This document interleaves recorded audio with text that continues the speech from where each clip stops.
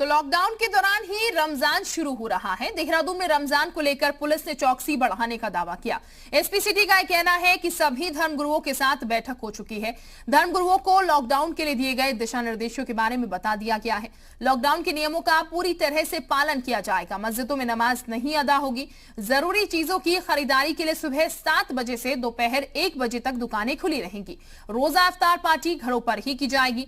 जी media की team ने देहरादून के घंटाघर का जायजा लिया।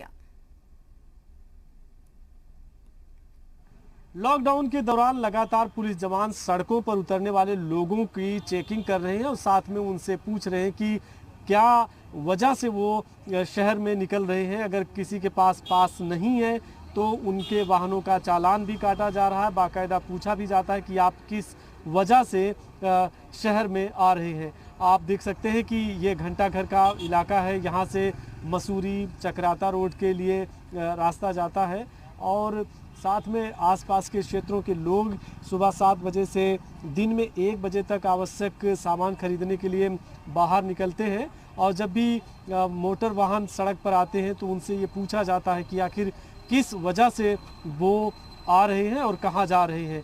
तो ये इस तरह से चेकिंग चल रही है। चूँकि रमज़ान का भी महीना शुरू हुआ है और जिसके मद्देनज़र जो सुरक्षा है उसको और चौकस कर दिया गया है। आईटीबीपी के जवानों के साथ पुलिस जवान, एनसीसी के कैडेट्स सभी सड़कों पर हैं। पूरी तरह से चौकसी बरती जा रही है। सुरक्षा के पुख्ता इंतजाम करने का पुलिस ने दावा किया है। चूँकि रमज़ान के मद्देनज़र आसपास के क्षेत्रों में भी चौकसी बढ़ा दी गई है। कैमरा पर्सन सोहन परमार के साथ मैं रामानुज, जी मीडिया, देहरादून। और इस वक्त ज्यादा जानकारी के साथ रामानुज हमारे साथ जुड़ चुके हैं। रामानुज, रमजान का महीना शुरू होने वाला है। निश्चित तौर पर व्यवस्थाएं जो हैं और दुरुस्त करने की जरूरत है। ऐसे में क्या व्यवस्थाएं फिलहाल आप देख पा रहे हैं सरकार की तरफ से, किस तरीके के प्रबंध?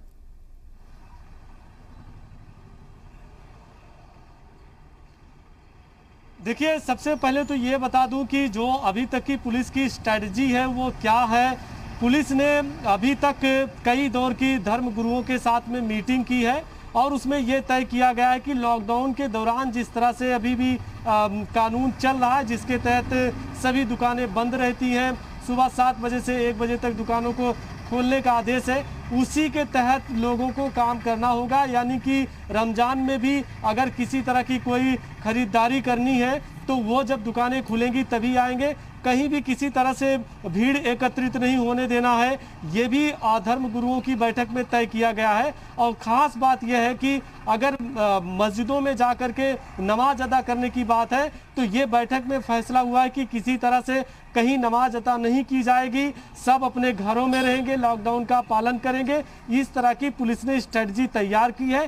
जो कुछ संवेदनशील इलाके हैं वहाँ भी अतिरिक्त पुलिस जवानों को तैनात किया गया है। और साथ में राजधानी के अगर क्षेत्र में देखते हैं तो अमूमन चूंकि लॉकडाउन के दौरान सड़कों पर पुलिस रहती है, बराबर चेकिंग करती है आने जाने वालों की, लेकिन पुलिस ने अब अपनी उस रणनीति को चेंज किया है। कई स्थानों पर पुलिस जवानों को जो अतिरिक्त पुलिस जवान हैं उनको तैनात किया जा रहा है। तो कोशिश ये की जा रही कि समरसता का, भाईचारे का, सौहार्द का वातावरण बना रहे। सब लोग एक दूसरे के साथ में जिस तरह से अभी तक लॉकडाउन के दौरान सहयोग कर रहे, इसी तरह से आगे भी सहयोग करते रहे।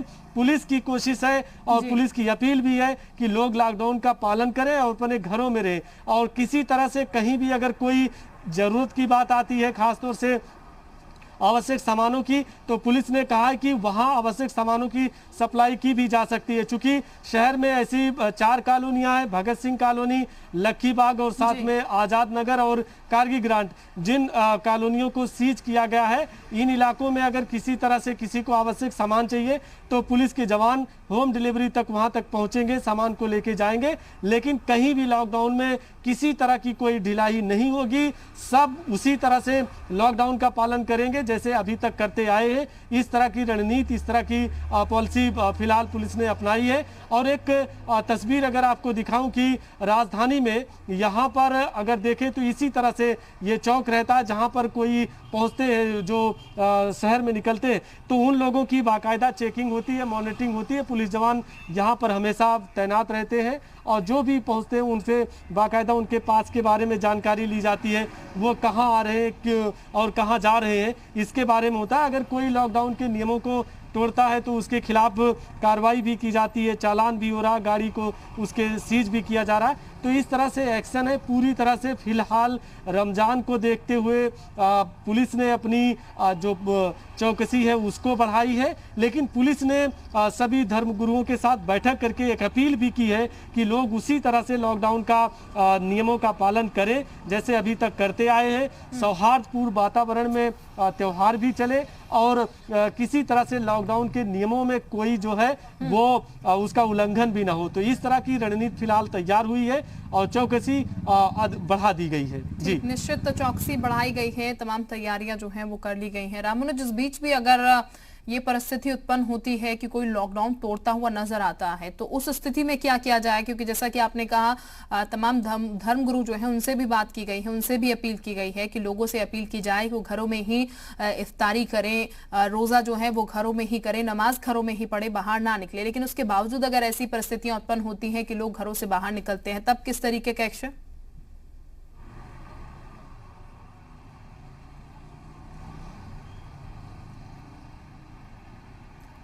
रामानुज, आवाज मिल पा रही है आपको हमारी? चले रामानुज के पास जाएंगे, लेकिन फिलहाल ये बता दें आपको, जैसा कि जानकारी रामानुज दे रहे हैं, तमाम तैयारियां जो हैं प्रशासनिक तौर पर वो कर ली गई हैं।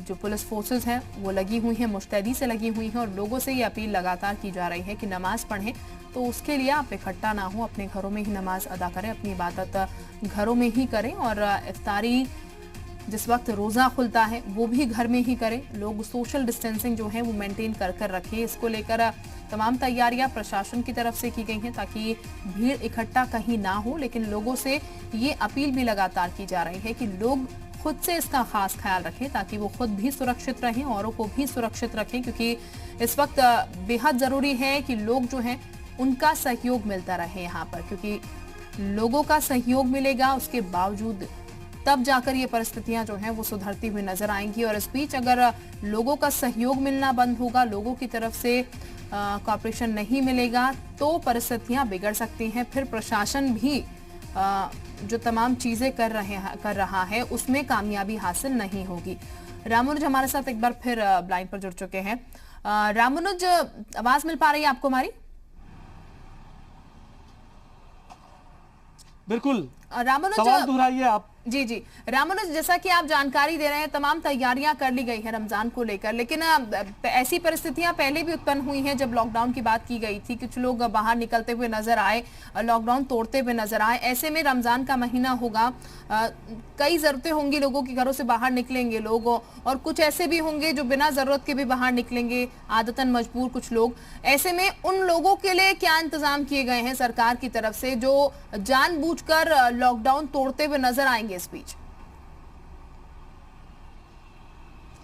बिल्कुल, ये बड़ा महत्वपूर्ण सवाल है, चूंकि जो रमजान के त्योहार के दौरान लोग रोजा रखेंगे उनको खास तौर से ये जानकारी बहुत वाजिब रखनी है। इसलिए सरकार की तरफ से जो कोशिश की गई है वो यही है कि सबसे पहले लॉकडाउन के दौरान लोग किसी तरह से नियमों को ना तोड़े, अपने घरों में रहें। सुबह 7 बजे से लेकर के 1 बजे तक आवश्यक जो सेवाओं की दुकानें हैं वो खुलती हैं, चाहे दाल है, चीनी है, आटा है या दूध है वो खरीद सकते हैं। इसी तरह से मंडी में भी सब्जी मंडी है और दूसरे जो फल के दुकानें हैं वो भी लगती हैं, यानी आसानी से सुबह 7 बजे से 1 बजे तक खरीदारी हो सकती है।